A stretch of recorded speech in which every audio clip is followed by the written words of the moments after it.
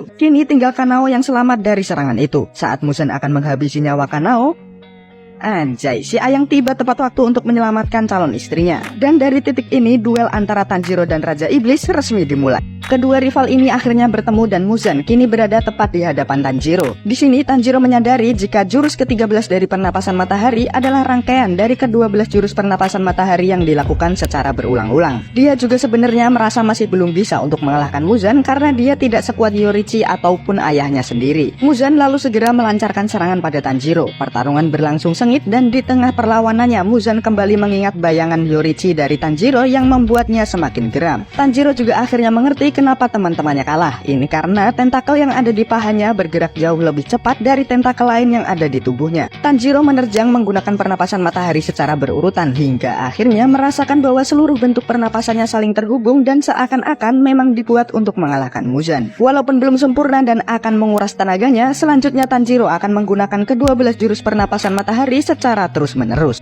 Pertarungan sengit antara dua rival ini masih terus berlanjut. Tanjiro terus menggunakan pernapasan matahari dengan pedang merahnya. Muzan merasa walaupun Tanjiro sudah menggunakan napas matahari, namun levelnya masih berada jauh di bawah Yorichi. Tanjiro yang kini sudah mengeluarkan pernapasan matahari hingga bentuk ke-6 mulai merasakan efek samping karena memaksa tubuhnya untuk terus menguras stamina. Jantungnya seperti mau meledak, terlebih lagi luka di tubuhnya masih terbuka dan belum disembuhkan. Namun apapun yang terjadi, Tanjiro harus menahan Muzan karena masih ada 1 jam lagi menuju matahari terbit. Muzan juga menyadari jika tubuh Tanjiro mulai melemah dan akurasi serangannya pun menurun. Dengan Tanjiro yang sudah mencapai batasnya, harusnya serangan dari Muzan bisa dengan mudah mengenai Tanjiro. Namun serangan itu masih bisa dihindari walaupun tubuh Tanjiro sudah melemah. Sang Raja Iblis pun mulai bertanya-tanya kenapa serangannya bisa melambat. Hingga akhirnya dia menyadari sesuatu jika ada yang salah di dalam tubuhnya. Menyadari tubuhnya kini mulai melambat, Muzan memasuki ingatan Tamayo untuk mengetahui obat apa yang diberikan padanya. Namun tidak sesuai harapan, Tamayo tidak mau memberitahu efek apa yang diberikan oleh obat itu. Hingga akhirnya dia menghancurkan Tamayo dan memasuki sel ingatannya sendiri. Di sana dia melihat jika Tamayo bekerja sama dengan Shinobu untuk memberi efek lain pada obatnya, yaitu penuaan yang membuat umur Muzan bertambah 50 tahun setiap menitnya. Muzan menyadari bahwa kini usianya sudah lebih dari 9.000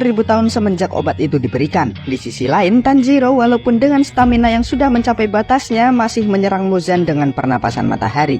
Tanjiro akhirnya berhasil menyempurnakan ke-12 teknik secara berurutan dan akan terus melakukannya hingga matahari terbit. Di saat Tanjiro berduel melawan Muzan, kita dibawa pada Cacamaru yang sebelumnya dicincang Muzan ternyata masih hidup. Akhirnya Yushiro dan pemburu iblis lainnya datang untuk menyelamatkan kucing imut ini. Melihat para Hashira dan pemburu iblis lain yang terluka parah, mereka segera memberikan serum untuk mengobati lukanya. Yushiro kini mengobati Gyome yang terluka parah. Karena Hashira terkuat ini tumbang sebelum pertarungan berakhir, Yushiro meminta pada mendiang Tamayo untuk melindungi Tanjiro apapun yang terjadi. Karena Yushiro tahu jika Tanjiro tidak bisa melawan Muzan sendirian. Kembali ke pertarungan sengit antara Muzan dan Tanjiro, mereka masih saling menyerang satu sama lain. Tanjiro berpikir jika dia harus segera menyerang jantung dan otaknya. Namun stamina yang mulai habis membuat Tanjiro kesulitan mengambil napas. Pandangannya mulai kabur sementara Muzan sudah bersiap untuk mengakhiri hidupnya.